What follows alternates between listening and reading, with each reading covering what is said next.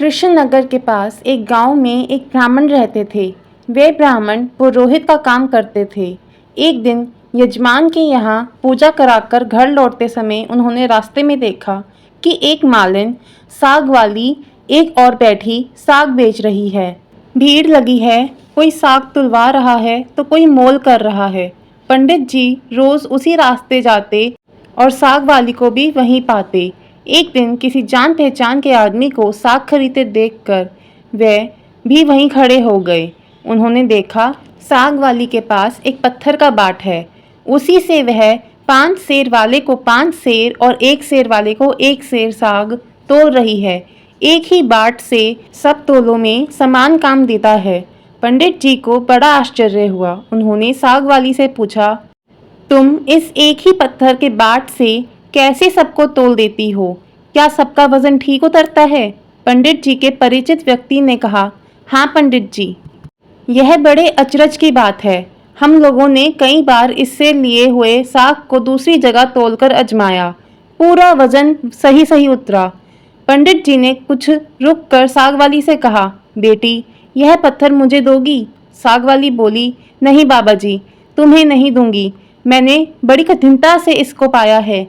मेरे सेर बटखरे खो जाते तो घर जाने पर माँ और बड़े भाई मुझे मारते। 3 वर्ष पहले की बात है, मेरे बटखरे खो गए। मैं घर गई तो बड़े भाई ने मुझे मारा। मैं रोती रोती घाट पर आकर बैठ गई और मन ही मन भगवान को पुकारने लगी। इतने ही मेरे पैर के पास यह पत्थर लगा। मैंने इसको उठाकर ठाकुर जी से कहा, महाराज मैं तोलना नहीं जानती, आप ऐसी कृपा करें जिससे इसी से सारे तोल हो जाएं। बस तब से मैं इसे रखती हूँ। अब मुझे अलग अलग बटखरों की जरूरत नहीं पड़ती, इसी से सब काम निकल जाता है। बताओ तुम्हें कैसे दे दूँ? पंडित जी बोले, मैं तुम्हें बहुत से रुपए दूंगा। साग वाली ने कहा, कितने रुपए दोगे तुम? मुझे वृंदावन का खर्च दोगे? सब लोग वृंदावन गए हैं, मैं ही नहीं जा सकी हूँ। ब्राह्मण ने पूछा, कितने रुपए में तुम्हारा काम होगा? साग वाली ने कहा, पूरे 300 रुपए चाहिए। ब्राह्मण बोले, अच्छा बेटी यह तो बताओ तुम इस शीला को रखती कहाँ हो? साग वाली ने कहा, इसी टोकरी में रखती हूँ बाबा जी, और कहाँ रखूंगी? ब्राह्मण घर लौट आए और चुपचाप बैठे रहे। ब्राह्मणी ने पति से पूछा, यों उदास क्यों बैठे हैं? देर हो गई है। ब्राह्मण ने कहा, आज मेरा मन खराब हो रहा है, मुझे 300 रुपए की जरूरत है। ब्राह्मण पत्नी ने कहा, इसमें कौन सी बात है, आपने ही तो मेरे गहने बनवाए थे। विशेष जरूरत हो तो लीजिए, इन्हें ले जाइए, होना होगा तो फिर हो जाएगा। इतना कहकर ब्राह्मणी ने गहने उतार दिए। ब्राह्मण ने गहने बेचकर रुपये इकट्ठे किए और दूसरे दिन सवेरे साग वाली के पास जाकर उसे रुपए गिन दिए और बदले में उस शीला को ले लिया। गंगा जी पर जाकर उसको अच्छी तरह धोया और फिर नहा धोकर वह घर लौट आए।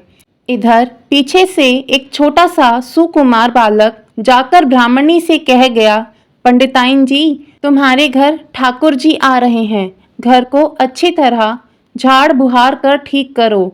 सरल हृदय ब्राह्मणी ने घर साफ करके उसमें पूजा पाठ की सामग्री सजा दी। ब्राह्मण ने आकर देखा तो उन्हें अचरज हुआ। ब्राह्मणी से पूछने पर उसने छोटे बालक के आकर कह जाने की बात सुनाई। यह सुनकर पंडित जी को और भी आश्चर्य हुआ। पंडित जी ने शीला को सिंहासन पर पधरा कर उसकी पूजा करी, फिर उसे ऊपर आले में पधरा दिया। रात को सपने में भगवान ने कहा, तू मुझे जल्दी लौटा आ, नहीं तो तेरा भला नहीं होगा, सर्वनाश हो जाएगा। ब्राह्मण ने कहा, जो कुछ भी हो मैं तुमको लौटाऊंगा नहीं। ब्राह्मण घर में जो कुछ भी पत्र पुष्प मिलता उसी से पूजा करने लगा। 2-4 दिनों बाद स्वप्न में फिर कहा, मुझे फेंक आ, नहीं तो तेरा लड़का मर जाएगा। ब्राह्मण ने कहा, मर जाने दो, तुम्हें नहीं फेंकूंगा। महीना पूरा बीतने भी नहीं पाया था कि ब्राह्मण का एकमात्र पुत्र मर गया। कुछ दिनों बाद फिर स्वप्न हुआ, अब भी मुझे वापस दे आ, नहीं तो तेरी लड़की मर जाएगी। दृढ़ निश्चय ब्राह्मण ने पहला वाला ही जवाब दिया। कुछ दिनों पश्चात लड़की मर गई। फिर कहा कि अब की बार स्त्री मर जाएगी। ब्राह्मण ने इसका भी वही उत्तर दिया। अब स्त्री भी मर गई। इतने पर भी ब्राह्मण अचल अटर रहा। लोगों ने समझा यह पागल हो गया है।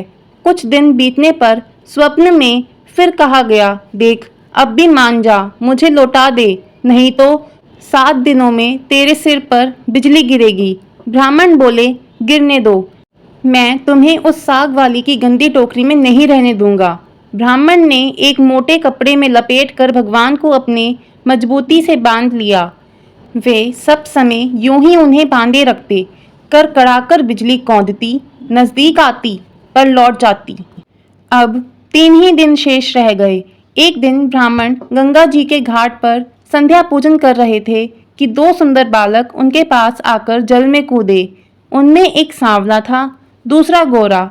उनके शरीर पर कीचड़ लिपटा था। वे इस ढंग से जल में कूदे कि जल उछलकर ब्राह्मण के शरीर पर पड़ा। ब्राह्मण ने कहा, तुम लोग कौन हो?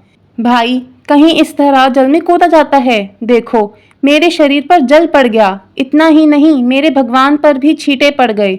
देखते नहीं, मैं पूजा कर रहा था। बालकों ने कहा, ओहो, तुम्हारे भगवान पर भी छींटे लग गए। हमने देखा नहीं बाबा, तुम गुस्सा ना होना। पंडित जी ने कहा, नहीं भाई, गुस्सा क्यों होता हूँ? बताओ तो तुम किसके लड़के हो? ऐसा सुंदर रूप तो मैंने कभी नहीं देखा। कहाँ रहते हो? भाई, आहा, कैसी अमृत बोली बोली है। बालकों ने कहा, बाबा, हम तो यहीं रहते हैं। पंडित जी बोले, भाई, क्या फिर मैं कभी तुम लोगों को देख सकूंगा? बच्चों ने कहा, क्यों नहीं बाबा, पुकारते ही हम आ जाएंगे। पंडित जी के नाम पूछने पर हमारा कोई एक नाम नहीं है। जिसका जो मन होता है उसी नाम से वह हमें पुकार लेता है। सांवला लड़का इतना कहकर, लो मुरली, जरूरत हो तब इसे बजाना, बजाते ही हम लोग आ जाएंगे। दूसरे गोरे लड़के ने एक फूल देकर पंडित जी से कहा, बाबा, इस फूल को अपने पास रखना, तुम्हारा सदा मंगल होगा। वह जब तक वहां से चले नहीं गए, ब्राह्मण निर्निमेष दृष्टि से उनकी ओर आंखें लगाए रहे। मन ही मन सोचने लगे, आहा, कितने सुंदर हैं दोनों, कभी फिर इनके दर्शन होंगे। ब्राह्मण ने फूल देखकर सोचा, फूल तो बहुत बढ़िया है, कैसी मनोहर गंध आ रही है इसमें, पर मैं इसका क्या करूंगा और रखूंगा भी कहाँ? इससे अच्छा है राजा को ही दे आऊं। पंडित जी ने जाकर फूल राजा को दिया। राजा बहुत प्रसन्न हुए। उन्होंने उसे महल में ले जाकर बड़ी रानी को दिया। इतने में ही छोटी रानी ने जाकर कहा, मुझे भी एक ऐसा ही फूल मंगवा दो, नहीं तो मैं डूब मरूंगी। राजा दरबार में आए और सिपाहियों को उसी समय पंडित जी को खोजने भेजा। सिपाहियों ने ढूंढते ढूंढते जाकर देखा, ब्राह्मण देवता सिर पर सिला बांधे पेड़ की छाया में बैठे गुनगुना रहे हैं। वे उनको राजा के पास लिवा लाए। राजा ने कहा, महाराज, वैसा ही एक फूल और चाहिए। पंडित जी बोले, राजन, मेरे पास तो वह एक ही फूल था, पर देखिए, चेष्टा करता हूँ। ब्राह्मण उन लड़कों की खोज में निकल पड़े। अकस्मात उन्हें मुरली वाली बात याद आ गई। उन्होंने मुरली बजाई। उसी क्षण गौर शाम जोड़ी प्रकट हो गई। ब्राह्मण रूप माधुरी के पान में मतवाले हो गए। कुछ देर बाद उन्होंने कहा, भाई, वैसा ही एक फूल और चाहिए। मैंने तुम्हारा दिया फूल राजा को दिया था। राजा ने वैसा ही एक फूल और मांगा है। गोरे बालक ने कहा, फूल तो हमारे पास नहीं है, परंतु हम तुम्हें एक ऐसी जगह ले जाएंगे जहां वैसे फूलों का बगीचा खिला है। तुम आंखें बंद करो। ब्राह्मण ने आंखें मूंद ली। बच्चे उनका हाथ पकड़कर नामालूम किस रास्ते से बात ही बात कहाँ ले गए। एक जगह पहुंचकर ब्राह्मण ने आंखें खोली। देखकर मुग्ध हो गए। बड़ा सुंदर स्थान था। चारों ओर सुंदर सुंदर वृक्ष, लता आदि पुष्पों की मधुर गंध से सुशोभित हैं। बगीचे के बीच में एक बड़ा मनोहर महल है। ब्राह्मण ने देखा तो वे बालक गायब थे। वे साहस करके आगे बढ़े। महल के अंदर जाकर देखते हैं, सब ओर से सुसज्जित बड़ा सुरमय स्थान है। बीच में एक दिव्य रत्नों का सिंहासन है। सिंहासन खाली है। पंडित जी ने उस स्थान को मंदिर समझकर प्रणाम किया। उनके माथे पर बंधी हुई ठाकुर जी की शीला खुलकर नीचे पड़ गई। जो ही पंडित जी ने उसे उठाने को हाथ बढ़ाया कि शिला फटी और उसमें से भगवान लक्ष्मी नारायण प्रकट होकर शून्य सिंहासन पर विराजमान हो गए। भगवान नारायण ने मुस्कुराते हुए ब्राह्मण से कहा, हमने तुमको कितने दुख दिए, परंतु तुम अटल रहे। दुख पाने पर भी तुमने हमें नहीं छोड़ा, पकड़े ही रहे। इसी से तुम्हें हम सशरीर यहाँ ले आए हैं। जो भक्त स्त्री, पुत्र, घर, गुरुजन, प्राण, धन, इहलोक और परलोक छोड़कर हमारी शरण में आ गए हैं, भला उन्हें हम कैसे छोड़ सकते हैं। इधर देखो, यह खड़ी है तुम्हारी सहधर्मिणी, तुम्हारी कन्या और तुम्हारा पुत्र, ये भी मुझे प्रणाम कर रहे हैं। तुम सबको मेरी प्राप्ति हो गई। तुम्हारी एक ही दृढ़ता से सारा परिवार मुक्त हो गया। हे नारायण, जैसे ब्राह्मण पर कृपा करी वैसे हम सब पर भी करना। कहानी अच्छी लगी हो तो please like, share and subscribe. धन्यवाद।